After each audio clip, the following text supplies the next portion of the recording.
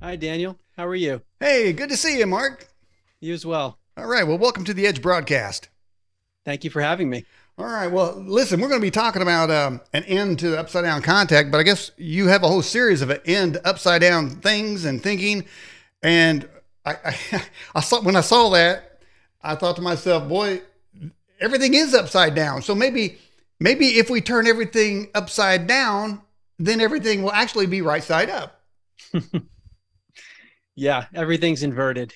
That's what I've learned over this journey for me, which has been a 6-year journey. My background's in business. I used to work in investment banking in New York and then in Silicon Valley advising tech companies. But about 6 years ago, I started to realize that certain things were upside down. I focused on the topic of consciousness and the nature of reality to start, and it's progressed. And as I've researched more and more, I realized, wow, there's this other topic that I was completely misunderstanding, and a lot of society seems to be as well. Mhm. Isn't it interesting? Society, they seem to have goals, an educational goal per se, to sort of herd us it really like a herd mentality. And, everyone needs to think alike. And, I run a liner at the beginning of this show from the Prisoner series back in the 60s, where the guy that was a prisoner, he said, I won't be stamped, numbered, indexed, briefed, or debriefed. He wanted to live a free life. But in this day and age, you stamped, numbered, briefed, debriefed, inoculated, categorized, labeled. But where is our God-given autonomy here? It's crazy. We're at a stage where you can't even have an opinion. If you think a certain way, that could be considered dangerous. Mm-hmm. So to me, the ultimate solution to these sorts of issues is shifting our consciousness, because once we start to realize what's actually going on, then we'll start to act and behave differently and prioritize life in a different way. And that's ultimately why I write these books and have conversations like this, because in my own journey, reading books and listening to podcasts Mm-hmm. were what flipped me. I realized, wow, I have to rethink things. Mm-hmm. So I think it's probably going to be some kind of a grassroots continued awakening. Mm-hmm. Well, I'm all for an awakening. That's for daggone sure. The thing of it is, uh, as your series says, an end to upside down contact or thinking. The end of what the world considered right side up thinking, no one has really espoused or delineated what the end of the way that we are proceeding is. What is the goal if everyone is herded, if everyone has the same speech and the same thought patterns? What is the end of that? Isn't it only benefit those who want to control large segments with a stroke of a keystroke? Well, that's what it feels like. It feels like there's a desire for humans to play God effectively, to want to control all the variables and control the population very tightly, even controlling the thinking of the people. And I think the alternative to that is the realization that all of us are innately spiritual beings, that we have innate power, and that it's our right to be free beings and to make contributions to society in our own unique ways. So that to me seems like the battle, which increasingly to me seems like a spiritual battle. Like we see it, the manifestations in the media and the things happening in the world, Mm-hmm. but I think it's multidimensional, and there's dark light, and it happens throughout our species, but probably many other species in the universe that might influence us without our direct knowledge. Mm-hmm. Well, that's an interesting way to frame that. There may be external forces at work here, and I think someone would pull their hair out if they tried to make sense of things. And the thing of it is, as rational people, we apply rational thought processes to the situation at hand, but we're not working with rationality here. There's something beyond rational here, and for instance, you say spiritual. Well, that's not rational. So when you say spiritual, automatically an organic being, a naturalist would say there isn't anything other than the organic compounds of the planet, and anything else is crazy. But so they would put you in a category of irrational. But it seems to me our rationality needs to be expanded. What we view as rational, because they're saying here's rational, and you can everything you need to know you can explain in here. Well, I think you're finding out, and I've certainly found out over the years, it's not in that little circle. Completely agree. And that's where this journey started for me 6 years ago, because I used to think life was random and meaningless. I thought that's what the education system was teaching us, and anything spiritual, religious, that was just superstition from the past that we were trying to transcend. And then I learned about all the science, which suggested that there are other dimensions of reality that we can't see with our eyes. The US government's psychic spying program for 2 decades, spending over $20 million using psychic spies for national security, tons of peer-reviewed journal papers, a lab at Princeton University for nearly 30 years where they studied psychic phenomena, and then also lots of research on near-death experiences, children with past life memories, studied at the University of Virginia.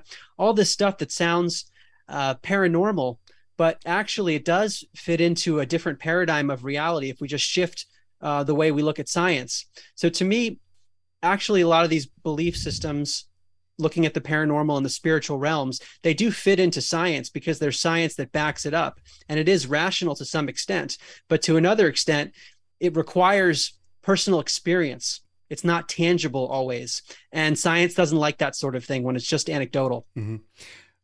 I've been doing this program since 2003, and so many near-death experiences and psychic experiences and spiritual experiences.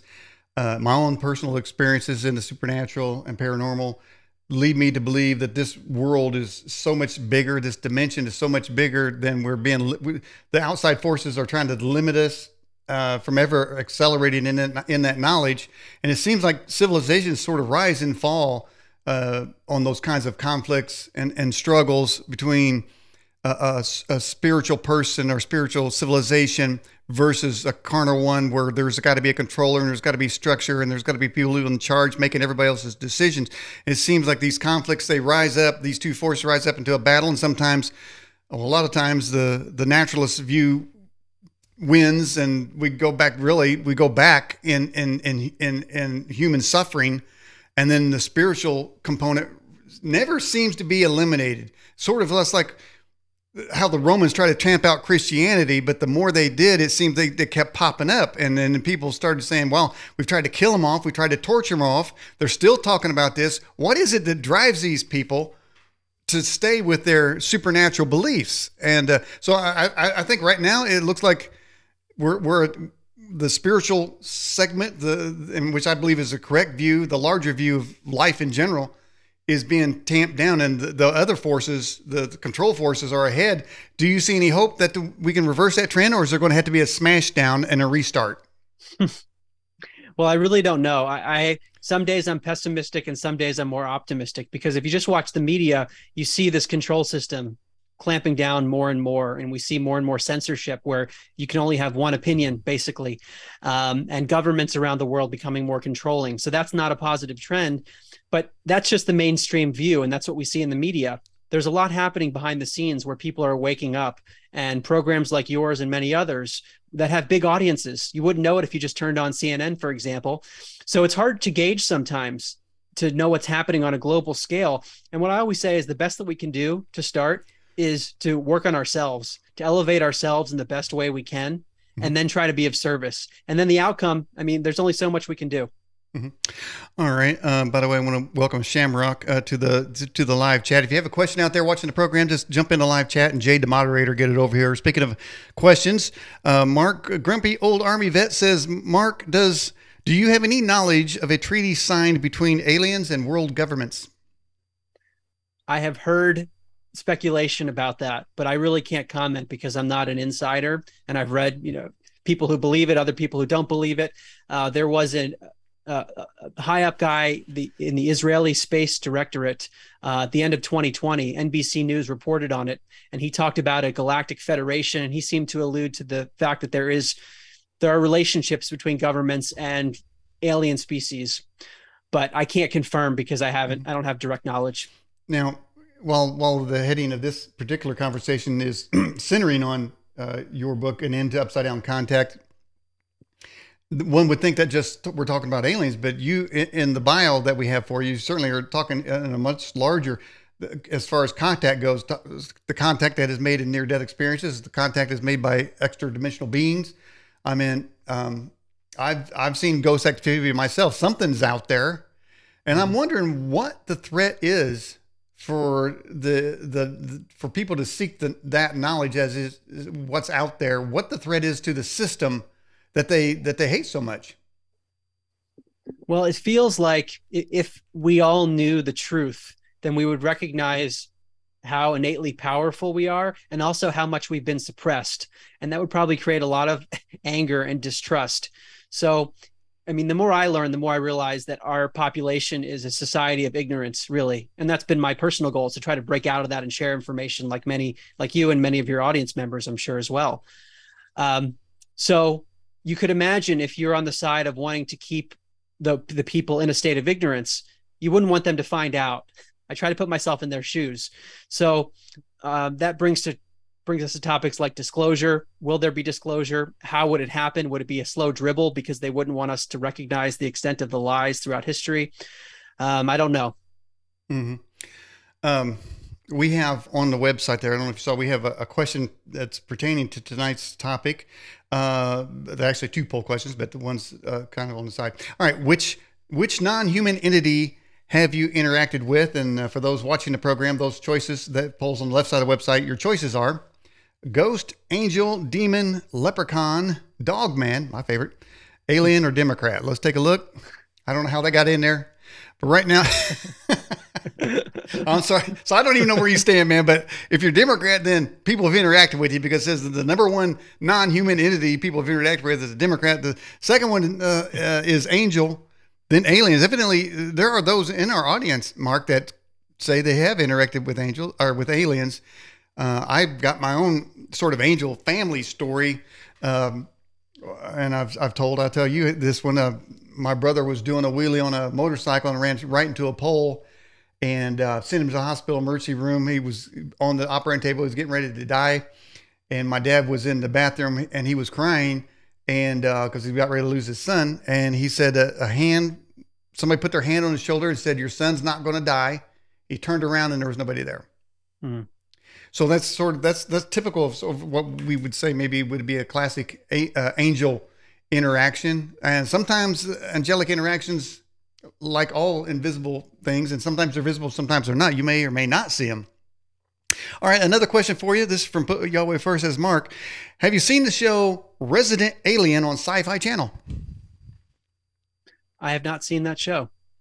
Okay. Have you have you checked out, I forget what channel, I think it's on Freebie, the Project Blue Book? Okay, I'm familiar with Project Blue Book, but I haven't seen. Yeah, they created a series. That particular program. Yeah. Well, let's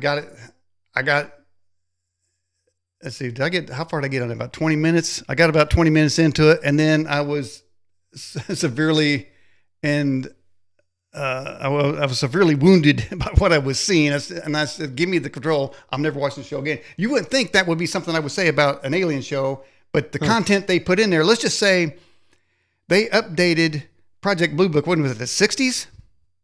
They updated that in 2022's societal norms. And so therefore ruined it, because what they put in there wasn't happening back then. But anyway, that's enough of that story there. Let's moving on. All right. So have you experienced any non-human entities yourself? Not that I'm aware of. And I say not that I'm aware of because I think we're all probably being influenced in ways that we don't recognize. So the way I look at consciousness in the brain and the way that we even experience life is that the brain is almost like an antenna receiver transmitter that's picking up stuff. So when we have a creative thought, for example, even scientists, they don't know where that comes from. My argument, and I make this primarily in my first book, An End to Upside Down Thinking, and my podcast, Where is My Mind? That our mind, our consciousness is not from our body. Our body picks it up. So then that raises a question. What is it that we're picking up? What's the signal that we're picking up? So I often wonder, am I being guided? You know, a lot of people speculate that sort of thing. So maybe I'm being influenced in that way. I've also, particularly earlier in my journey, I worked with lots of psychics and channelers because I wanted to explore and see if the science was actually real, if I interacted with people that could claim they could do these things. And I've definitely interacted with people where their whole voice changes, the way their syntax, clearly that some kind of being is speaking through them, especially some people I even know personally that can do that. So I've had those kinds of encounters, but I've never seen a being.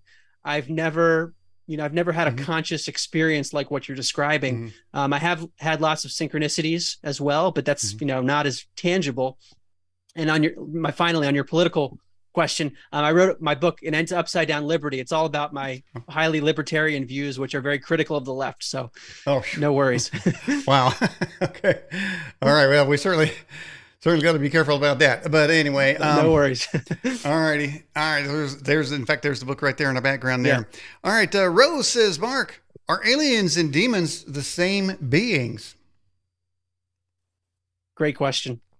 I think one of the issues here is terminology, because some people will say, well, I saw an angel. Another person will say, I saw a being of light. Another person might say, I saw an alien, a reptilian. So we're limited by human language. And I think that's one of the big challenges here, because for those of us who haven't had a direct experience, we're relying on the words that someone comes back with, unless they have visual evidence, which is harder to prove. So sometimes they might say they saw an alien, but maybe it was demonic or some kind of negative entity. And something I've become increasingly wary of is this notion of trickster beings that can shapeshift. Mm-hmm. And in my new book, An End to Upside Down Contact, I talk about the work of John Mack, who was a Harvard psychiatrist, head of the psychiatry department at Harvard, Pulitzer Prize winner. He studied people who alleged to have experiences with alien abductions. And what he said is that aliens appear to be consummate shapeshifters. That was what he was hearing from people. He didn't regard the people as psychotic when they told the stories, because the details were so similar all over the world, even in children. So that's pretty powerful. If the beings can transform, you could have a being that appears one way, but it's actually not that way. Mm-hmm.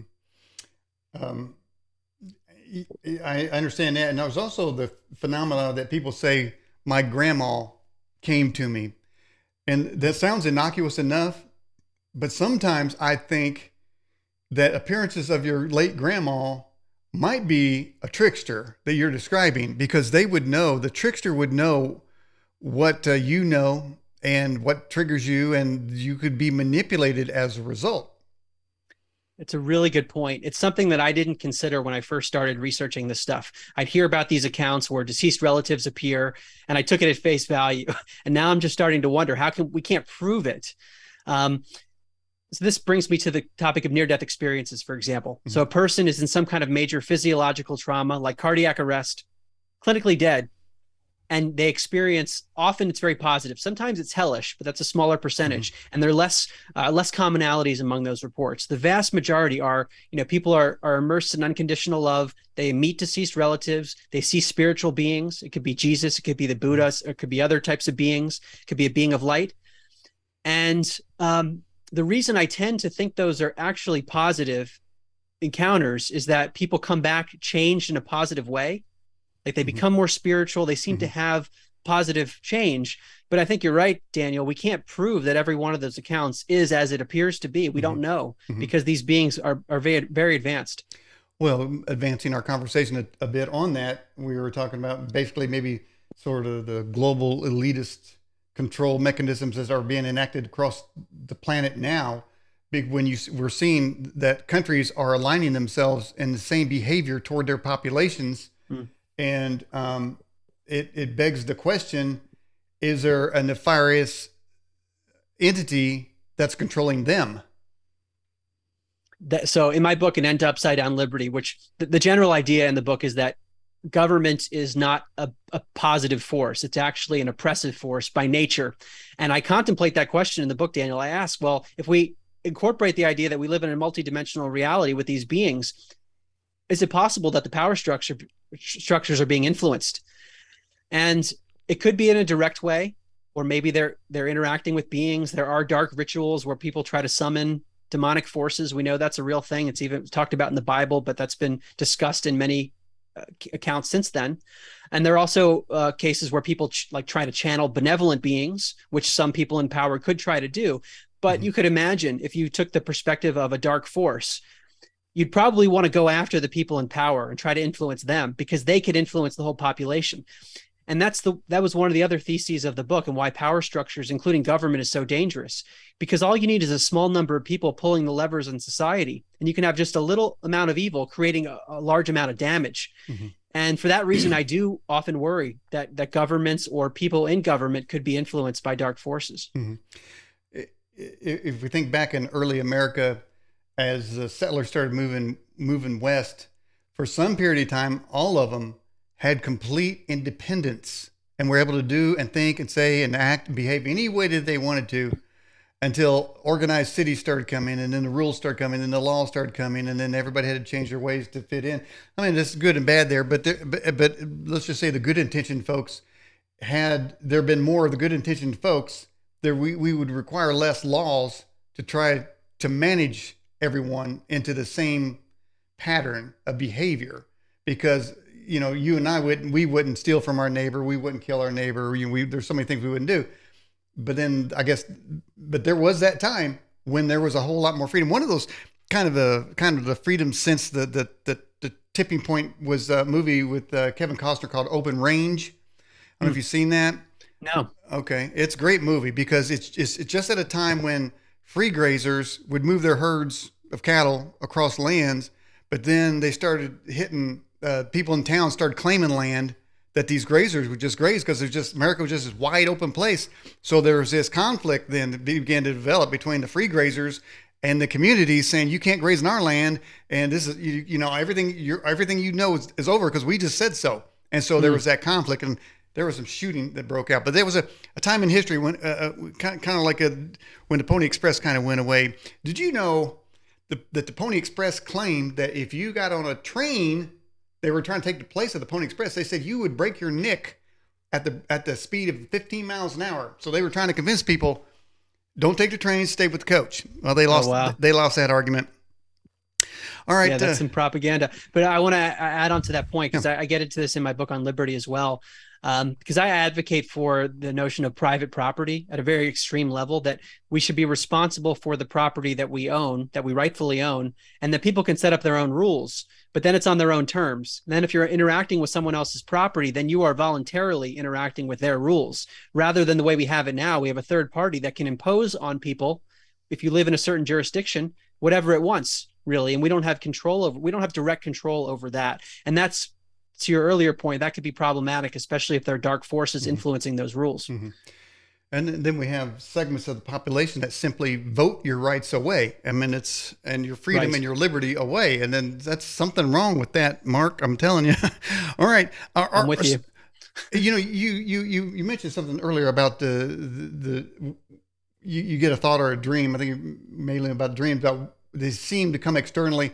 I had a dream expert on the show, and for 15 minutes, I tried to ask, where do dreams come from? And I could, no matter how I explained it, I said, are they just thoughts that assemble themselves, or do they come from somewhere else? And I just kept getting this two-dimensional answer, and there's no way I could frame the question.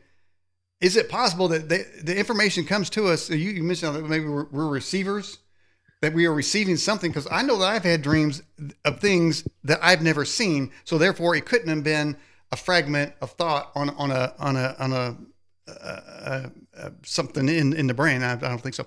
All right. Are aliens here to help or harm? I think it depends on how we define the term aliens. And the way I look at it, based on what I've researched, again, not through personal experience, but just having researched a lot of other people's experiences, I think there's a variety of species. And even within species, you probably have some that are more benevolent and others that aren't as benevolent. So my answer is, I think it depends. I think there are some that are probably trying to help or have our best interests at heart, even if they don't intervene all the time, and others that probably want to enslave, or they feed off of our fear and our negative energy. Well, there's certainly a lot of that going around, so they ought to be pretty fat, as far as I can tell, with the way the situation is now. Rose says, Mark, what do you know about MyLabs, supposedly the military involved with alien abductions? Yeah, I wrote about MyLabs in my new book, An End to Upside Down Contact, because once I started exploring this abduction phenomenon, I mean, that was so mind-blowing to me. I'd kind of heard about it within the last few years, and then I started to read John Mack's work more closely. I mean, his detailed case studies on these abductions, as a Harvard psychiatrist, the detail that goes into it, and then looking at many other cases. And then going down the rabbit hole, starting to realize that some of the people who had those experiences claimed that there was military involved, and it seems to come up all over the place. So I mean, I have a hard time as a researcher discounting all of those cases. And given what we know about government secrecy, I wouldn't be surprised. So there's something going on. I don't know exactly what it is, but I think our power structures know a lot more than they tell us. I would agree with that. It seems to me they slap a top secret level classified on every document that anybody wants. And while there are laws on the books for FOIA requests, most of the time the government won't even, they just dismiss your FOIA request and we're not going to give it to you. And, I mean, on the simplest of things. And so we're never going to get to the bigger topics because they're the gatekeepers. And I don't think it was ever designed for that. And as long as we're kept in the dark, we're just the masses. We're just the numbers to them. And so, but here's what I've always said, Mark. I said, well, if I'm in a prison, if I'm in a virtual prison, to some extent we all are. Mm-hmm. In fact, and part of my sentence recently was I got kicked off of YouTube. So, oh wow, it's a badge of honor. And the algorithm went back a year and a half to somebody who said something in a sentence.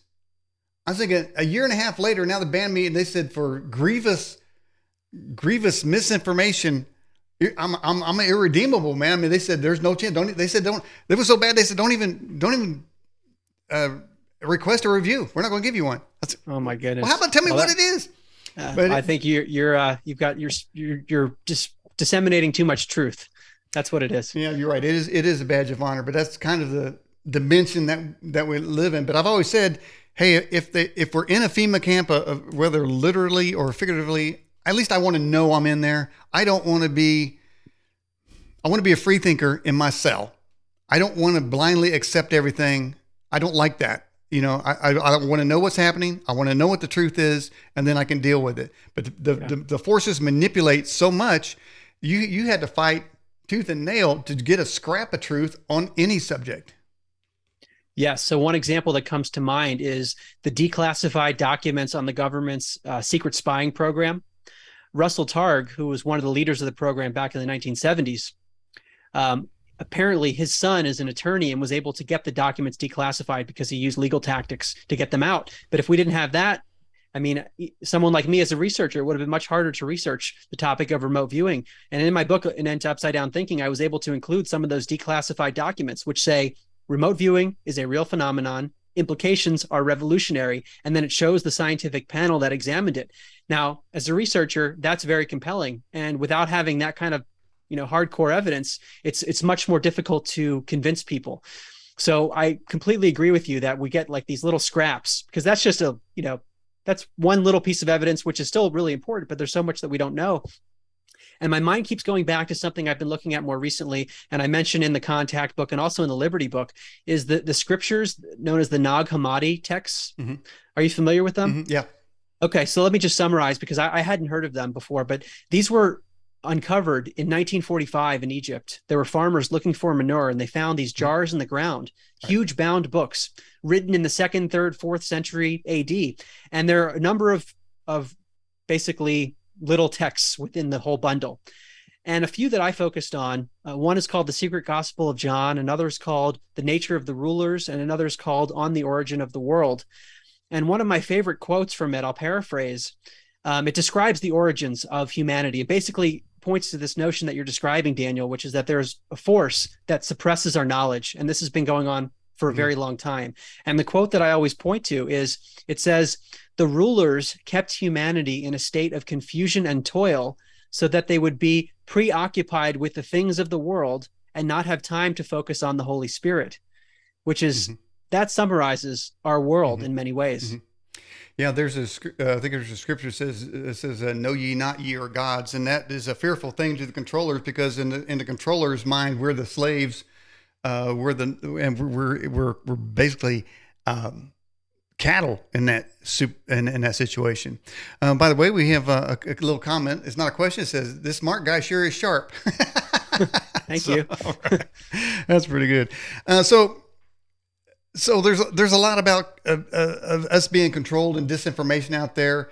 Is it that if we acknowledge, or if we try to exercise our spiritual awareness, that is it possible that we will manifest what maybe somebody would say a spiritual gift of some kind, something that is, whether moving objects with your mind or having the cure for cancer come? I mean, are these kinds of things out there for those that go down that path rather than the knowledge-based world situation? I think so. And that's one of the reasons I've been so motivated to write these books and have these conversations. Because once you open the door and realize that there's more to life and you start to research and have experiences yourself and just become more curious, what seems to happen is that your innate power opens up.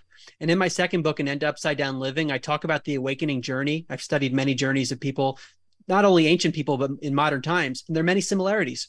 One of the things that happens, especially for very advanced people, they're called siddhis in the yogic tradition, siddhis. These are the powers that you're describing. They become activated as someone reaches or gets closer to a state of enlightenment, where they're sort of transcending the worldly stuff, and they're in such a very high state of consciousness that these abilities become natural, and they're almost like divine gifts. That's the way they're described. They're not things you could acquire them by practicing, but they're still gifts. And those gifts, if we had them on a big scale, those would be difficult to manage for the dark forces. I totally agree with you though on that one there, and I think it's one of the fears that the controllers have. And really, I mean, there's this euphemism called "wag the dog" that happens every time there's a situation, some event comes up, everybody's distracted. You know, I'm still waiting for the leaker of the Supreme Court, Roe v. Wade. What happened to that? What happened to the Christmas parade killer that ran through the crowd? I mean, where's Jesse Smollett? I mean, you got all these questions. Why are hundreds of food processing plants burning up? Why did 10,000 cattle die at one place at one time? These we don't get these questions. Who blew up the Georgia Guidestones?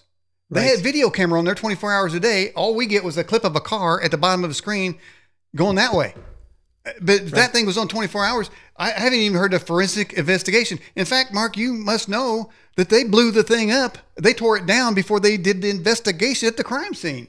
Yeah, it's unbelievable. It's the same thing with 9/11. They were shipping 9/11 steel to China from the crime scene before it was looked at. I mean, this is the kind of thing that we have to deal with. And in order to even know the things that you're describing, you have to go outside of the mainstream press.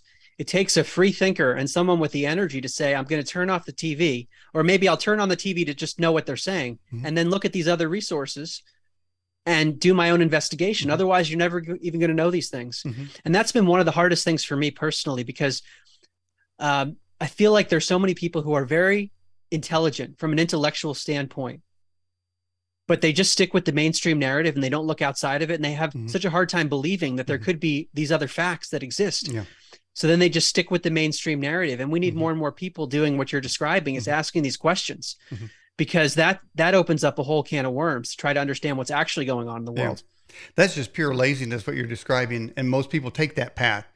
And what I found is that type of laziness, to take those canned boxed conventional answers, to dismiss them, really is denying oneself the opportunity for a much more satisfying life, knowing that at any time a supernatural event, occurrence, entity of any kind, of some sort, near-death experience, it's something may happen to you if you're aware of it. You mentioned earlier about synchronicity, and I'm always following that path. I'm always looking for that, because I've had so many of them that I'm kind of always looking.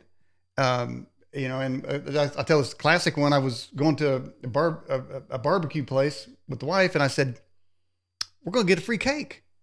And now you know what happened. I got a free cake. I don't know how. I'm just saying. I mean, but that's one. But I mean, I've had so many other synchronicities. But that tells me, what's telling me is there's more going on out here, and I think that we're more designed to operate in those fields, because I think it's unnatural.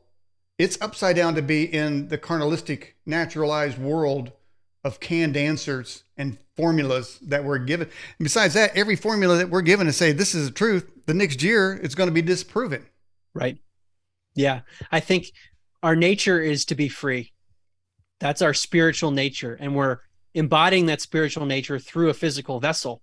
So I agree with you that it's natural for us to want to be able to explore things and think on our own. But we grow up in this society where they basically turn people into zombies, where it's, you think this way, we're going to educate you in this way, listen to these sources and these experts. And if you don't, then you are a conspiracy theorist if you ask a question.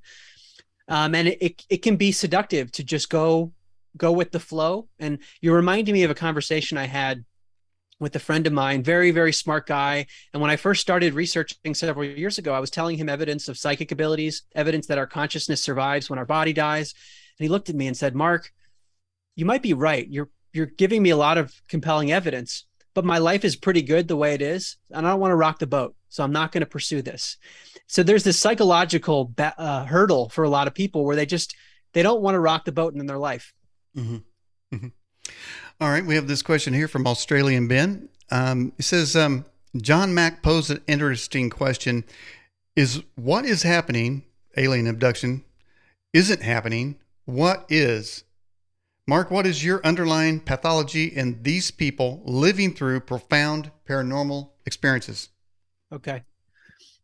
Well, with regard to abductions, what's interesting about it is that in some cases, John Mack said this, the person's body seems to not be there in the physical. So they seem to be actually taken to another place, maybe on a craft. But in other cases, the physical body is still in the room or wherever it is. And the consciousness is what seems to go somewhere else. We see this also in experiences with DMT, dimethyltryptamine. Mm-hmm. It's a psychedelic. It's found in nature, actually produced by the body, but it's basically decomposed so quickly that we're not all tripping all the time. But there's studies done by Rick Strassman from the University of New Mexico where he intravenously injected people with DMT. And he was shocked to find that people were encountering intelligences. They were encountering beings. And even they had experiences that resemble exactly what John Mack had been studying with abductions. People being operated on, they were encountering reptilians, insectoids. So Whoa. This is another example where their body's in one place, but their consciousness goes somewhere else. So what seems to be happening at the very least is that an aspect of us, maybe in some cases it's physical, in other cases it's not, is being interacted with. And that can carry through to our body because we're still impacted. At the very least, it's emotionally impacted and spiritually. But something very real seems to be happening to all these people. Mm-hmm. I've been telling the audience for some time that if you want a fuller life, you need to be aware of a larger. I mean, it's like every time I have a decision to make, and everybody comes to this. There's always a why. You know, the decision you have to make, or an event's getting ready to happen to you, or even a doctor report. There's that why in the road. Is it a good one, or is it a bad one? And everyone comes to that point many, many times in their life. But it just seems to me there's something that tips the scale one way or the other. And I don't know how much we have to do with it. I'm not a fatalist. I think we have free will. But there's also something else. There's something, I don't know if intangible would be the word, or there's just something that tips the scale as to whether or not it goes in your direction. And it seems that if you're struggling to be into that knowledge of a supernatural world, that more often than not, it kind of tips towards your way. It's like you have somebody that has been moving on your behalf simply because of the fact, dare I say, you have belief or faith or knowledge. One of those is allowing a good force to come in and help you out a little bit. Mm-hmm. Well, I found that in my own life. It's felt like I've been guided. I don't see it, but it's just things have happened that I can't really explain, where I feel like there's help. And it also reminds me a bit of what John Mack described when people come back from abduction experiences. There's a bit of a choice that people have to integrate the experience, because people are confronted with this reality that's so different than their everyday life. And if they decide to integrate it in a positive way and accept the spiritual nature of it, that there's more to life than meets the eye, then they might have a positive shift in their life. And some of them do have positive shifts. But he said it could be very traumatic if they're not willing to make that shift. Mm-hmm. So there is this aspect of free will in the way that we handle events. Like we have the choice in terms of how we're going to orient our consciousness with regard to any event. Mm-hmm. And the way we orient it can have a big effect on not only how we handle it, but maybe our life will actually change mm-hmm. because of our new lens. Mm-hmm. And, you know, I've gotten to the point where I don't make broad brush statements, but I'm almost to the point, Mark, where I can tell if somebody is going to have favor in their life by the way they are reacting to a current situation in their life. If I don't hear, and this is very sad to me, it's like if I don't, the person that's struggling, if I don't hear them mention anything about spirituality and for many, of course, be God or Jesus. If it's just simply the doctor said this, and I got to do this, and I've got to, and this, oh, I don't know how am I going, and that's a whole conversation. To me, it seems I can almost, I don't want to say predict, but I have a feeling that the outcome is not going to be a positive one. Have you ever, do you know what I'm talking about? I'm talking about people that just, they sort of, their default is negative, no spirituality at all. That, in fact, it doesn't come into their mind that there's a larger picture at hand. And I've tried, and over time, I try to put things into people's lives to direct them that way for their own benefit. Yeah, well, I can totally relate. Number one, from personal experience, because I used to be that way. I would have a negative outlook when an event would happen because I thought there was no meaning behind anything. And then when I started this research journey of awakening, if you want to call it that, now I look at everything as a learning experience. And what we call positive and negative is our own charged judgment on something. Every event can be viewed through the lens of learning.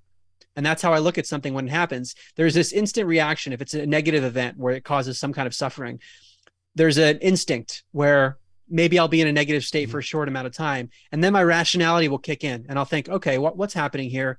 What can I be learning from this? Maybe this event, which seems negative, is actually steering me away from something that I thought I wanted, but it actually wouldn't be so good for me. Right. So it's the shift in mindset that allows for much more resilience.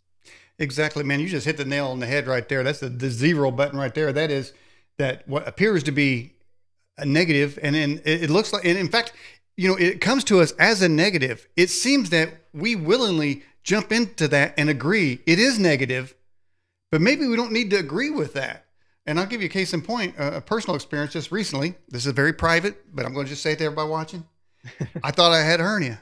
I had a bulge in my stomach. And so everything I read on the net told me how bad it was. Is it a belly button hernia, or is it this one, or is that one? So I had to come time, I had a little bit of anxiety, but I tried to maintain my focus and say, well, I know that's what it looks like. I mean, I've seen it. I've seen the pictures. Sounds like that's what it is. But I said to myself, I'm just not convinced that's what it is. I said, well, I'm going to see the doctor and I'm going to get a good report. Well, went to see the doctor and he told me of some obscure belly muscle that gets a little weak is not at all a hernia. Now, and within that week, and in that time, a 2-week period, several people that I know had hernia operations, that had hernias. So it was like, it was coming to me, hernia. Now, I'm not saying that a person can think their way out of something or speak their way out, although I believe the power of words, and I do believe the power of positive thought as well. That doesn't guarantee you everything. It doesn't give you a free ticket, but wouldn't you rather operate in that realm with a higher percentage and the possibility of a good outcome, rather than remaining in the descriptive negative that somebody's trying to tell you that's the way it's going to be? Yeah, totally. You're reminding me of something I mentioned in my second book, An End to Upside Down Living. I talk about 10 approaches for living life. And I use this term non-judgmentalism. It comes from the spiritual teacher, Dr. David Hawkins, who was a psychiatrist. And he says, he basically rationalizes exactly what you're talking about, which is that we exist within this field of intelligence that is so beyond what we can comprehend on our own. And it's almost like we're going through a maze and we can just see what's immediately in front of us. But if we had a helicopter's perspective, we could see the other things ahead and we would interpret the events very differently. Mm-hmm. So as we're going through the maze, we might see an event and we say, oh, this is really scary or negative. But that's only from the limited perspective of being in the maze. So we really can't judge something because we don't know how it fits into the broader perspective. So even if something happens that goes against what you wanted, you might think to yourself, well, why didn't I want this to happen? Because I had these assumptions, but are those assumptions actually correct? And when you start to do that kind of mental analysis, mm-hmm. everything becomes less traumatic. Mm-hmm. That goes to our earlier conversation about, we were talking about tricksters, and how that they would have an intricate knowledge of your personal life. So it seems they may be involved. They could be involved in giving you that negative reinforcement for different things. And where you say, well, it has to be that because this, thus, and thus. But it may be that was sent to you, to facilitate your agreeing to downfall. And here's something I've kind of, I would say I kind of come to a conclusion about this, and that is there seems to be some spiritual law, Mark, that we have to give permission for something negative to happen in the world, in politics, in our own lives. That there's some kind of permission based rule, or that those forces getting ready to exact carnage, chaos on us, or the world, or government, or whatever, has to announce it ahead of time. And there's some sort of there's some kind of celestial rule that it's happened in almost every case. Classic one, 9/11. There's a CD. I don't know, maybe it was a year before, where it was a rapper CD, and he was the picture in the front of it, a guy with a remote control, and he was blowing up the two towers. That was the cover of the CD. And then there was, I think it appeared in The Simpsons before. And I don't know how much stuff's appeared in The Simpsons that really happened. Even Trump coming down the escalator. You better check The Simpsons, man. But there seems to be some announcement, whether it's movies, newspapers, somewhere, telling humans that something's coming your way. Yes. I don't fully understand it myself, but it seems to be that way. And we're seeing it right now with essentially the Great Reset, that our society is moving toward this more technocratic version of life, where there are experts who are going to tell us what to do, and transhumanism, where we're going to merge with machines. But the way it's always spun in many of the cases is that these are positive things that are being told to us and sold to us. Another example, which is somewhat related, is the inoculation, is where we weren't forced to take it. In a sense, we were coerced. Mm-hmm. But you had to have a lot of strength to reject it, but it was still voluntary. And people had to make difficult decisions, sometimes had to leave their job. But that's another case where in some sense, it was voluntary if people decided to take it. So all these cases, it does seem like things are imposed on us, but we have the ultimate say. Mm-hmm. And therefore, we need to have strong boundaries. I think this is a part of our spiritual growth as individuals and collectively, to say no when something is not right, mm-hmm. and also not to conform just because everyone else is doing something. Now, that is interesting too, because the state apparatus, the state machine, has the power to make you take it. The inoculation, they have the power. They could, for whatever reason, they could make up legal, illegal, constitutional, non-constitutional, but they didn't. You're right. It's somehow they need your permission. There's a boundary there that even they can't cross, which works for us, really. But it does seem that, and here's the good news though, is on that realm I just read today, it said 2/3 of Americans are not going to take the next round of it. So people that's kind of an indicator of people waking up. And if I see somebody that's jogging down the street with a mask, I would venture to say they may not be that awakened. I don't want to say woke. I'd say they're not that awakened. That's just me. It seems like society is splitting into two realities where people literally have different assumptions about how the world works and what's safe and what's good and what's evil. And it's becoming difficult to even have conversations if you're on different sides, because you're looking at different realities. Mm-hmm. Yeah, and that's one of the kind of the bridges that I've attempted to build on this program here. I've had many guests on the show that the viewers would rather me not have on the show, but I just feel like somehow we just need to keep a line of communication. I don't want to talk to myself. And, just because I have somebody on the show with a really radical opposing viewpoint doesn't mean I agree with them. It just means I want to hear what they have to say. And we were talking just a minute ago, Mark, about we got to struggle to get just a little smidgen of truth. And that's kind of one of my goals. I've always said that every guest has a little bit of truth, no matter how weird. When I had the guy who believed he was Elvis on the show, he had a little nugget of truth, but I had to work it out of him, and when I got it, I did. I got a little nugget of truth out of him in the contest of, why would you have this guy on the show? Who is this guy? Or this guy's or this woman's a witch. Why are you even talking to her? Well, she might have a nugget, and I might be able to actually put something good in her life to help her along the way. Because my goal, and I know your goal with the books you're writing, you're trying to accelerate. You're trying to increase the love on the planet, increase the development of the total human experience, which has got to include that spiritual component. Yes. And I agree with you. I like your approach that we need to hear the other side, whatever side you're on. It's part of growing, I think, and developing knowledge. What I like to do, especially when I'm researching for my books, is because I'm usually taking a stand on one side of an issue, But I want to understand what the other side is saying, because there are a lot of smart people on both sides. And I want to understand why smart people believe something that I disagree with. What are the assumptions that they're making that I disagree with? Like, I want to figure out because usually there are actually a lot of things we tend to agree on. And then there's just a few things where they'll take a different turn. And it's important to understand what that other side is. Mm-hmm. Well, I think we're all spiritual beings having a natural experience. Is that how that's worded? Yeah. Spiritual beings having a human experience. Yeah. That's pretty much it. And well, I'll tell you, I mean, I've actually, if I want to rattle my own brain, Mark, I think, okay, let me just think. Nothing happens when you die. It's just a chemical, they got that chemical identified in the brain. That white light, that's chemical. It's just one chemical going over here, and you're thinking you're seeing a white light going to heaven. That's how that's explained.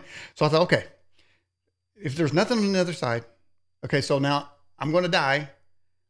I'm in a casket, but I don't know I'm in there. I don't know where I'm at, because I wouldn't even know that I know, because I wouldn't exist. So I try to imagine. It's like trying to imagining that is trying to like imagine, well, where's the end of space? If you bring your mind out, well, when you get to the end of it, you can't get to the end of it because your mind can't comprehend how vast it is. You got to keep going. Nobody knows where the end of space is. So it's that kind of thing. So in the end, I think it can't be just nothing. In my mind, it's more illogical for me to believe that nothing happens when you die, rather than with the evidence that we currently have of all these invisible activities going on around us, something is transcending time and space. Yes, I agree. And some of the strongest evidence that I've come across is in the near-death experience, when a person's brain is off and yet their consciousness is hovering over their body, sometimes even outside the room. And then when they're resuscitated, brought back to life, they tell the doctor or family members what happened from the vantage point of being outside their body, and they get it right. Mm-hmm. They're called veridical out-of-body experiences, meaning that what they describe is verified by people in the room who were not sick or were not dying. So that tells you that you have a consciousness that's operating in a manner that's not a hallucination. It's completely lucid and it's accurate at a time when the brain is off. So for my podcast, Where is My Mind? When I interviewed Dr. Bruce Grayson from the University of Virginia, he told me, he said, Mark, we're left with this paradox that at a time when the brain isn't functioning, the mind is functioning better than ever, which suggests that the brain and the body might actually get in the way of our consciousness. The analogy that I often use is that the brain is like a blindfold or a filtering mechanism. And when you get it out of the way, then the broader reality becomes exposed. And that's why people say the near-death experience is realer than real at a time when their brain is off or barely functioning. Or they'll say that they had omnidirectional 360-degree vision, or people who have been blind since birth are able to see, and then they come back in their body and they can't see. Something about the body actually constricts consciousness, and we get the brain out of the way, our consciousness is liberated. Mm-hmm. I've heard reports that suggest that heart transplant recipients actually get some of the memories of the person. So it tells me that the heart is much more than what we know it to be, that it may transcend things. And I know you talk about the mind, and I think that the mind battles with the heart. We all hear speak from the heart, work from the heart, but the mind is a defensive mechanism. It seems that the mind is always trying to convince us, getting back to rationality versus irrationality. The mind says always you had to be rational for self-preservation, but the heart says take leaps of faith, believe in a larger existence. So these two are always battling. So is it possible, when you mentioned the mind sort of in a near-death experience, but if in that descriptive, could it be that we're operating from the all-knowing heart, the heart that of a person, the essence of a person that exists forever? Yeah, that's the way I see it, that there's a part of us that's beyond the body that is let free. And when it's in the body, it's a bit more constricted. But those cases of organ transplant donations, that's a very important area as well. Dr. Paul Pearsall wrote a book called The Heart's Code. I talk about it in my first book, End Upside Down Thinking, where people who have these transplants, they take on personality characteristics of the person that they got the organ from. And often they didn't even know that the person had those personality traits until they start to behave very differently. And then they realize, wait a second, I got my heart from this person, and this person was X, Y, and Z. So there's something going on where our essence the essence of who we are is beyond just our physical body, and that different organs in the body help us to, if you want to call it, receive that essence. We're antennas in that way. We're picking up stuff from the outside, and then it's coming through the body, expressing it in a certain way. Have you heard or seen any pictures? I saw a picture and read a story that suggests that when at the exact moment that the sperm goes into the egg, there's a light, and then people have captured that light, and people are saying that is where the soul is being put into that organism. Have you heard that? I think I've seen those pictures. I'm not sure I've heard that theory, but that's really interesting, because I've often asked myself, when is it that the fetus is conscious? Because if you believe this argument that I make, that consciousness doesn't come from the brain, but rather it's received by it, then that would assume that you could have a fetus or an organism that hasn't received consciousness, almost like an empty vessel. So it has implications for things like abortion, just various arguments that people make. I often wonder, well, at what point is it actually a conscious being? And that would be interesting, that if the soul does come in right at conception, or I've heard other people make an argument that it's within a few weeks that the fetus actually becomes conscious, where the soul enters the body, or maybe it varies by the pregnancy. I don't know. All right, let's get to another question here. Do you have any knowledge of beings referred to as the Watchers? I have heard about this, and I believe it's the Book of Enoch, where that term is, people often reference that. I don't know enough about this to comment, but generally this notion that there are beings that have intervened in our society for a very long time, like going back to ancient history, that is something I've written about. I think there's something to that. Some would even say that we've been genetically modified, or some of these beings have interbred with humanity. That is a theme that even occurs in some of the modern accounts with regard to abductions, because people talk about a hybridization program, whether sperm and eggs are taken, or if there's an insemination. There are phantom pregnancies. Women come back who haven't had a sexual encounter, and they become pregnant. I wrote in my book about women who are lesbians that have phantom pregnancies, and then the pregnancy always seems to disappear, and the gynecologists don't know what happened. So all this is to say that there could be something with other beings who are reproducing with or hybridizing with us, and it could be a very ancient phenomenon. Interesting you say that. I had a guest on the show. Her name was Sierra Nabella, and she said she's lesbian, and she said she was impregnated, and they took her her baby, and of course she said there's no way, because right. Right. Well, for obvious reasons. All right, Mark, in your opinion, what's the biggest secret people are willfully ignorant of? Is it reptilians, divine creation, Illuminati? What's the biggest secret? Biggest secret. Well, to me, it comes back to our identity, that we are not a body, that we're a spiritual being having a human experience in the physical world, and that our identity is actually not something physical. That's fundamental to everything, because once we get our identity straight, that at least gives us a chance to evaluate the world in new ways. So that's where I would start. Let's just say somebody is kind of new to this whole concept we're talking about, other type beings, interdimensional beings, near death, this whole sort of category. Suppose they've been living their life, going to Walmart, they've been working, paying their taxes.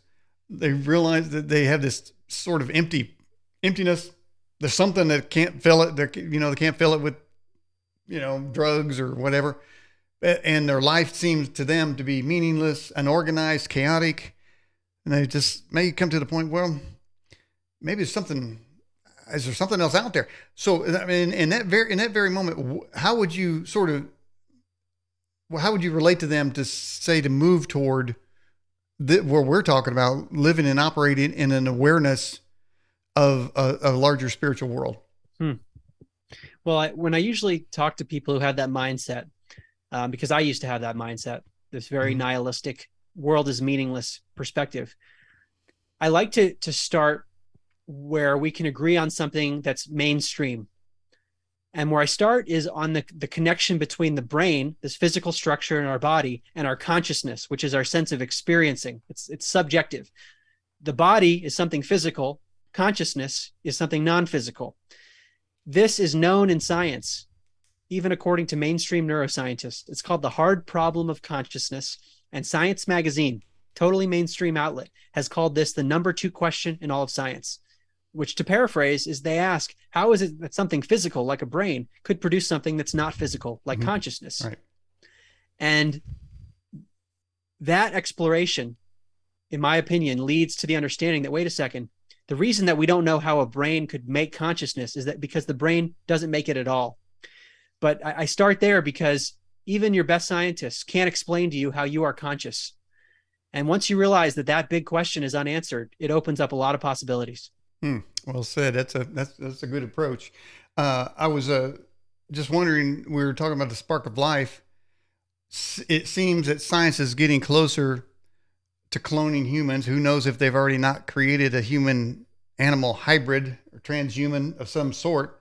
Google claims that within years, they're going to be able to transfer human consciousness to a machine. AI is starting to take over the world. Now, I got a feeling the AI, Mark, is going to say, well, this population is unnecessary. This one's dragging down the hole, and start making decisions, and then say, hey, AI said it. We didn't say it. So you got to go to the elimination complex. But is it possible that once, say, if Google's right about transferring consciousness to a machine, or even in the event that we're able to clone a human, is that same spark, that same spiritual awareness going to come with it? Or is that a one-time deal and it's going to be this sort of soulless entity walking around that appears human, has human thoughts, likes the taste of ice cream, but is not has something missing in the eyes? Right. It's a great question. Here's how I think about it. If we're talking about a machine that's just a very complex computer, because I don't think that consciousness comes from the material world, consciousness will not emerge out of that machine. But could you create a machine that has some kind of a biological receiver on it to turn it into a biological entity that could somehow pick up consciousness? That's a different story. I don't know enough about the technology, and there are people who talk about clones, people who claim there's a secret space program, which is difficult to validate, but there are lots of accounts of this. They talk about bodies, a potentially cloned body where their consciousness was transferred into it. Mm-hmm. So I think that's theoretically possible, but I really just don't know. It is amazing. I've had some of those that suggest of the space program that you're talking about, including time travel. And yeah, I had this one guest on a number of times, and he talked along those lines, and one would instantly dismiss this person as stories made up. So my kind of job as the host, I want to gently test his theories, so I just gently put the questions out that I felt like really couldn't be answered. But everyone I put out, he answered, and he wasn't reading anything. It's like, damn, how'd you do this? Well, that we did this, and then we went there, and this. It's kind of like I had a time traveler on. He said he sent me a photograph of him at Gettysburg, and he said there's a picture. There was a little kid with missing a shoe. You could see him in the picture. And he said, well, that's me. I said, what happened to your shoe? He said, well, I was on 5th Street over there, and I was running because I just stole an apple. I mean, he just on. It's like I couldn't like undermine it, and I was into that. I mean, if the guy keeps talking plausible, in fact, this guy that's on this secret space program said, he said it cost $20. You had to pay $20 to go up there. I said, well, how'd you get $20? I said, well, they gave me a credit because I was in this program, and it's like, sometimes it's like, okay, well, I wasn't there, so I can't say. Yeah. It's really hard to evaluate those cases because it seems so outlandish, but people have incredible details. In my book, An End Upside Down Contact, I only talk about the secret space program briefly because I find it difficult to prove. But I mentioned a case, the man's name is Tony Rodriguez. He wrote a book called Sirius Colony Cavalier, which came out within the last year. Look at him. Very detailed account. But what was interesting, the reason I mentioned his case is not only does Michael Salla endorse him, Michael Salla has done a lot of research in this area, but there were remote viewers. The Farsight Institute, which looks at historical events. They have multiple remote viewers look at an event, and the remote viewers don't know that what the event is. They know that they're looking at a number which corresponds to an event, and they don't know what that event is. So Dr. Courtney Brown from Emory University, who runs Farsight Institute, I think he was also very skeptical of the secret space program, but he said he heard about this case of Tony Rodriguez, and there were details that his remote viewers were coming up with in other readings. So he said, this is interesting. Why don't we do a remote viewing on some of the events that he wrote about in the book? And he claims that his remote viewers validated some of the events that he talked about in the secret space program. Mm-hmm. So is it proof? But it's interesting, though. Yeah, I think it was. In fact, I think it was Rodriguez that told me about the $20 fee. Okay. So, hey, man, I'm with you. I don't know. I'm with you on that. But anyway, I've learned, hey, if I wasn't there, then I can't say somebody. I mean, this is the way we're trained. Oh, that's not right. Well, I can't say that unless I've got the facts to say why it's not right. Right. You know, I was at the space station. They don't have a rocket there. You know, I mean, on and on. But since I can't say that, I just say, well, okay, that's your story and it's plausible. So, you know, in this day and age, Mark, I mean, isn't it hard to imagine something that could not be weirder going on than today's society? If you told somebody 10 years ago, or maybe 3 years ago, what's happening today, they say that's just nonsense. That's how we're trained. Yeah, it's just not, that would never happen, you know. Well, you know, here we are. And, you know, we got Iran getting ready to get a nuke. We got Russia getting ready to fire nukes off. We got $8 gas prices, inflation going crazy, animals dying. I mean, it's just whacking. This country's at each other's throat. Seems like that the reason for that is more and more people are choosing not to believe. And that is in the end of that. I asked in the first hour, what is the end result? What is the end goal? Well, I think there isn't any. It's chaos. It's destruction. Yeah. But it seems if you choose the other route of living and acknowledgement and seeking, that you have a tendency to make your world around you better. Whereas if you don't, it's almost this instant degradation of society, this falling apart. And the weirdest things happen, and the weirdest crimes happen, and the weirdest things are justified and enacted in law.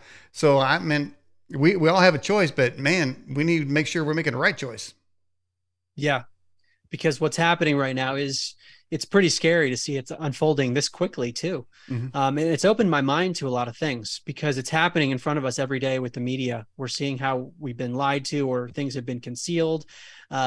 One great example is the Hunter Biden laptop. They were able to censor this huge story before an election and convince a lot of the population that it was a fraudulent thing. Mm-hmm. I mean, if they can convince if they can convince you of something that's out in the open, they can tell you it's one thing when all you have to do is do 5 minutes of research to see that something's going on.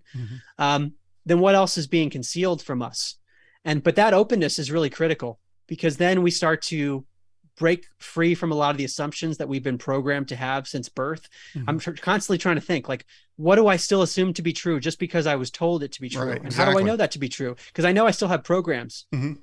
I'm with you 100%. You know, what is it? I mean, my awakening came with the acknowledgement of when I found out what fluoride was all about. I thought that fluoride was an FDA approved thing, and it was you know, created by doctors, and found out it come from nuclear waste plants and the inside of fertilizer smokestacks, and it's never been approved. And I mean, on and on. And in Africa, where fluoride occurs naturally, whole villages people have deformed arms where they froze in place.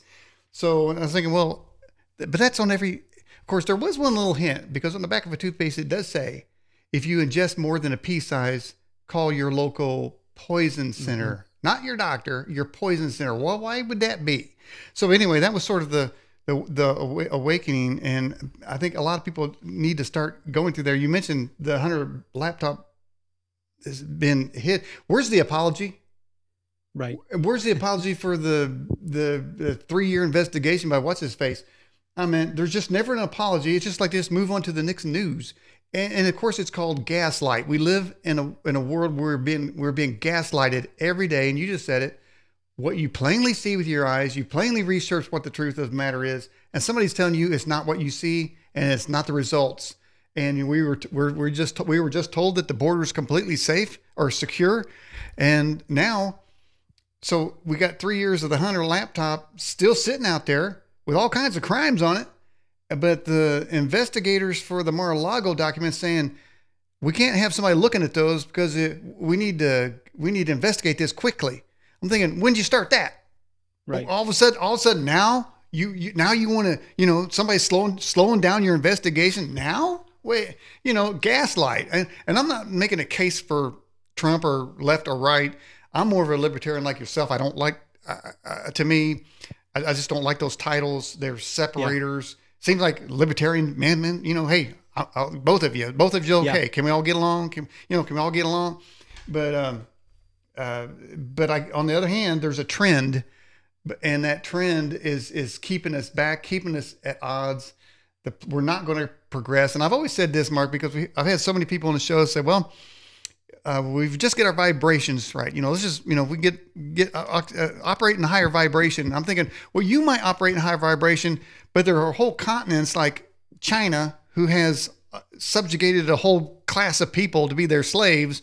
And there's people's getting their arms hacked off in Africa that aren't really going to be vibrating that way. So I don't know how we're going to get them in on it, but something larger has to happen to get the earth heading in the right direction. Yeah. I've had that realization too, that it's not only increasing our vibration and working on ourselves, but there's action that has to be done in the world too. Actively, it's a form of boundary setting where we see something that's wrong. We have to say no to it and actively resist certain things. It's not enough to just sit there and do nothing. There has to be action. And I do see this sometimes in the spiritual community, a desire. It's an innocent desire. I don't think there's any bad intent, but it leads to passivity. To say, well, I'm just going to sit here and I'm only going to meditate, and that's sufficient. I think it's good, but then more has to be done too. So I've worked on this more in my second two books, the notion that there is dark force, that there is darkness and evil in the universe, and that's a reality. We can't ignore that. And to sit back passively is not going to solve the problem on its own. So we need to act on. It's interesting. Benjamin Franklin said, "The older I get, the more I'm convinced that God rules in the affairs of men." And you could translate that and say that the older I get, the more I perceive there's a spiritual force at work here. Yeah. And so I think there's a benevolent force, and then there's another kind. But I think we do have a choice, and there are some things we can do. I just think we'll advance in our spirituality when we acknowledge, one, that it exists. Two, that it's okay to look to see what's happening, because now some people are just scared. So I don't want any of that spooky stuff. I don't want to talk about any of that spooky stuff, Well, and the people that say that usually live pretty boring lives. I found it's a little bit more exciting when you hit a synchronicity, when you see one just right in your face, or when a thought comes to your mind and then that thought comes to pass. You know what I mean? To me, that's a much more exciting life. And how many books have you written in the end of Upside Down? 4 books. John, do you have any in the works anymore? Not that I know of. The way it works is that I always research, and then at the very end I say, wow, this research congeals into one thing. So I haven't gotten there for a 5th, and who knows? Mm-hmm. We'll see. So how did this whole concept, the end Upside Down, come to you? Well, I wrote my first book, and then people said, Mark, you should get a book agent. If you want to get your book published, that would be a good thing to do. So I reached out to Bill Gladstone of Waterside Productions, and he represents Eckhart Tolle, lots of people in the spiritual space. And he ended up signing me. And he said, look, I like your book a lot, but we should make this the title. We should make it an end to upside down thinking. Because what I'm saying is upside down is the idea that consciousness comes from the material world. No, it's consciousness is first, and the material world emerges within consciousness. That's the upside down thinking. Wow. That's the thesis of the book. Mm-hmm. So I didn't even know I was going to write any more books after that. But then the next ones came to me, and I'm realizing, wow, everything's upside down. So I can keep the same basic title and just change the last word. By the way, this crawler here, that's you've appeared on these shows? Yes. All right. Now I do expect to see the Edge broadcast in there. Okay, we got to get it on there. You have to send me the logo. But yeah, so the end of Upside Down, well, that actually has a positive connotation. The end of something. So it's not the end of civilization; it's the end of things that stop civilization from progressing. Yeah, where it was designed to be. Right. It's trying to correct the way we look at the world and the way that we do things. That's been my personal journey. It always starts with me being really interested in something and realizing that I was very wrong about the way I looked at life. And then I decide I want to share this with people and put the research into a book so that other people, if they want to, they can have that experience. But there's so many things that are upside down. I mean, it's unbelievable. Mm-hmm. And that is a scary thing. It really, it kind of goes back to my gaslighting statement, because it's upside down when somebody tells you something is patently false and they're trying to tell you that it's true. And again, I don't want to get too political, but I mean, our current president said that, one, he rode a train for 50 years. Two, he drove a semi for a bunch of years. I mean, he said all these. There's a whole list of them that are there. I don't know where they're coming from. Why he says these things, but he called his wife his sister. He called up dead people the other day. There's a whole series of videos of him shaking ghosts. I guess he believes in the afterlife, because he always sticking his hand out to shake. And there's nobody there, so I guess he believes in ghosts. So maybe he's being a leader in that. No, that's an epiphany right there. I just come up with that one. But we're always being sort of gaslit. It's like, man, somebody's got to start speaking for truth's sake, And I think there are things, yourself and myself and others like us out here. I don't know if that will congeal into a larger thing. I know there's that television network called Gaia. I think they're trying to do something more on the spiritual kind of, more like alien thing. But I think they got a little they got some wackiness going on there. You got to take what you can get. But it just seems if we start diverting away from the naturalistic world, then we're going to start getting to a better world. Yeah. Yes. And I think to your point about gaslighting, because this is just happening everywhere, the solution to it, to me, is to take the mental energy to do research and to not just accept every headline. And that sounds very simple probably to you and your audience. But what I'm realizing when I talk to people who are very, very intelligent is that is a radical act to not accept the headline. Mm-hmm. So we need to encourage this culture of questioning. And I think that's a spiritual endeavor as well, is to constantly acknowledge how little we know, because we're in a human body and we have limitations, and to have that humility, always to ask questions about things. Mm-hmm. That's maybe the underlying solution to all of it, is to have that humility and then to actually go with it. And then these people start to inherently recognize where we're being lied to. Mm-hmm. Well, that's interesting you say that, because I have this sort of creed I live by, and that is, whatever I'm being told, believe the opposite and work your way back to what you were just told. Don't believe what you're told. Just believe the exact opposite. Chances are you'll be closer to the truth in the exact opposite. Now, it might be a little bit more toward the middle, or maybe even a little bit more to what you just heard or read. But if you start it on the 180 off, then you're probably going to be closer. Okay, well, if they say it's, let's just say, the border's secure, one. Okay, well, I said the border's not secure. Prove to me that it is secure. You just said that. Work your way back. In any subject, just believe the 180 off and work your way back to see what you heard is true. And you have to fight like that, because we've been lied to so much. And you also have to believe that when your information is coming into you, to know, just assume that manipulation is coming with it. A writer channel, a back channel is coming with it. And the title may grab you, and then you'll consume the information in there. Just know that whatever's coming at you in any form is a form of manipulation, and you are being manipulated to believe one thing. Like you said earlier in the first hour, how many things do I believe that I was programmed to believe? Mm. But just the acceptance of that information on its face value, just know, just look at it, say, okay, I'm about ready to get programmed. So if you have your guard up, it's not going to be so easy for that to happen. Yes, I'm with you on that. I now, I try to take the opposing view of whatever I'm told, because anything that is presented to us in the mainstream press is something that is allowed to be presented to us. Because there's so many hoops that you have to go through to get an editorial piece through, or on social media, there are so many constraints where you can only say certain things. So then you have to ask, well, why is this being allowed? Whereas other things we know aren't being allowed. And then that means there are people who have an interest in me knowing this or me believing this. And maybe sometimes there is truth to it, or there's aspects of truth, but maybe it's not the full story, or maybe they're telling the truth, but they're excluding something. And it's this critical thinking and independent thinking that is so important. And we're seeing attempts to squash that, to try to make it criminal, to call it like misinformation if doctors ask questions, which is totally unscientific. So to me, like, free speech is such an essential area to all of this, where if you shut it down and censor the internet, then we could start to have real problems, because you could easily brainwash people. Well, that's interesting too there, because it seems like the harder they try to shut down an opposing narrative, you know that that is probably closer to the truth, because Yeah. the system the system can't gain from the truth. It goes back to our autonomy we were talking about. They can't gain if we become independent beings and know who we are and what we're capable of. So therefore, they're always trying to herd us into an area because we're much more easy to manage.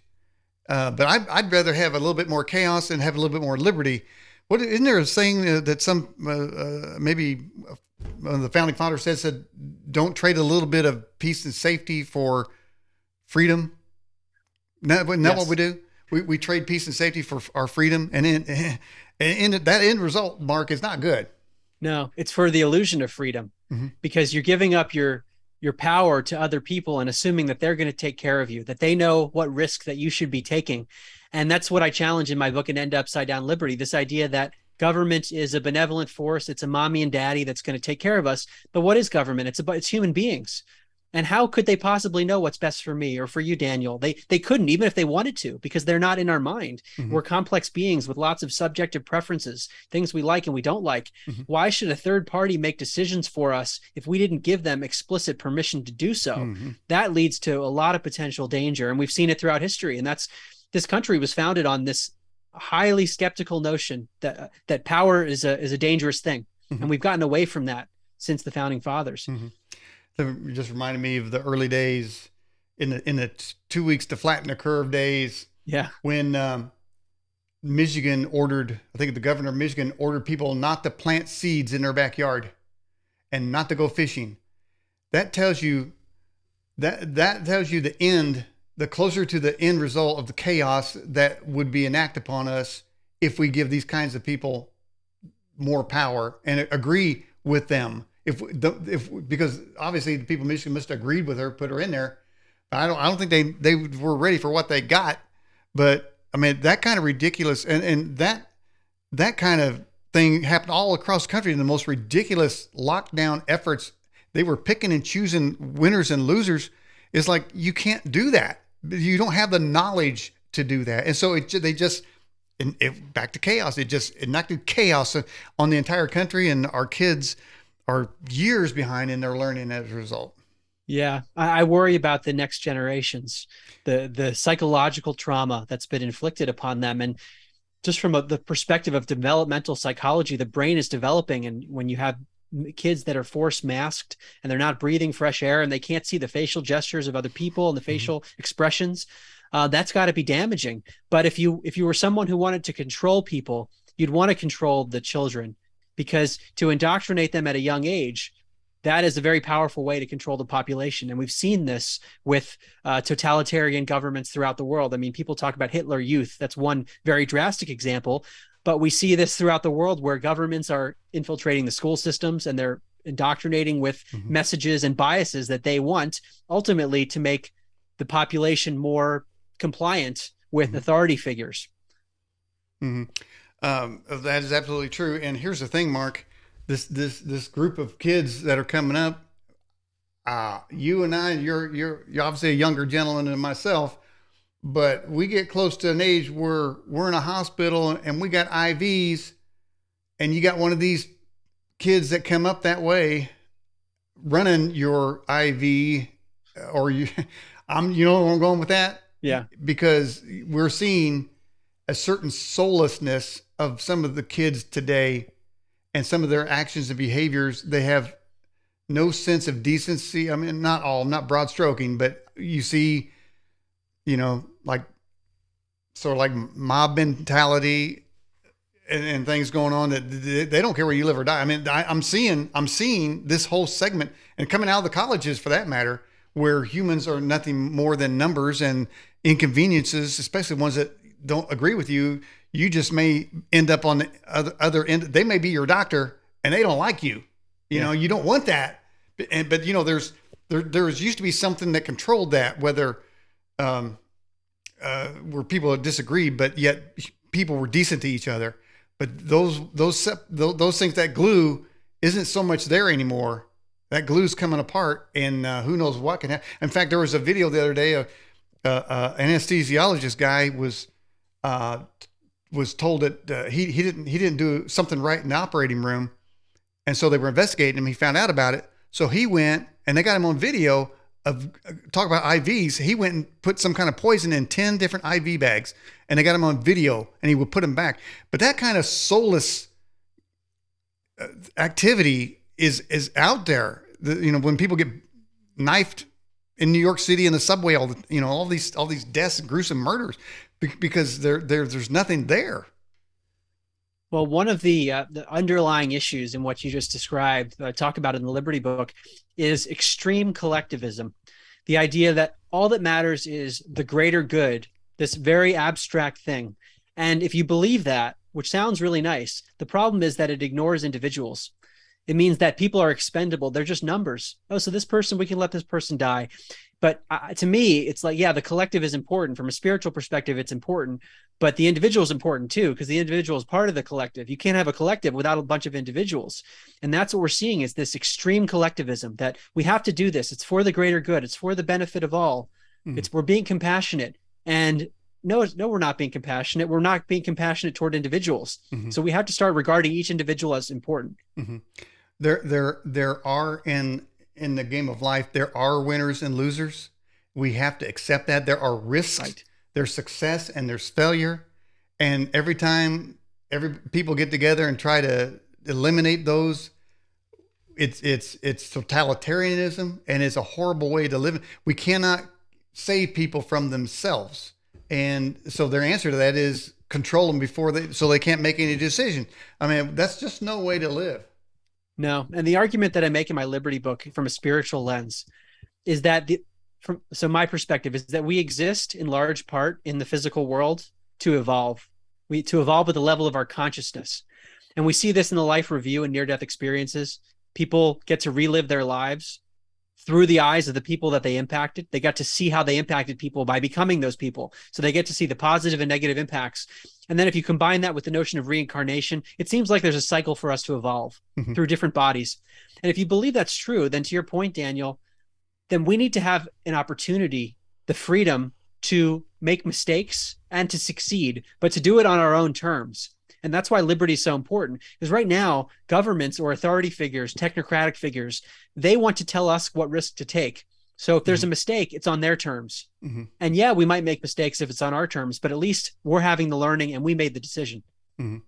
Yeah, well said on that.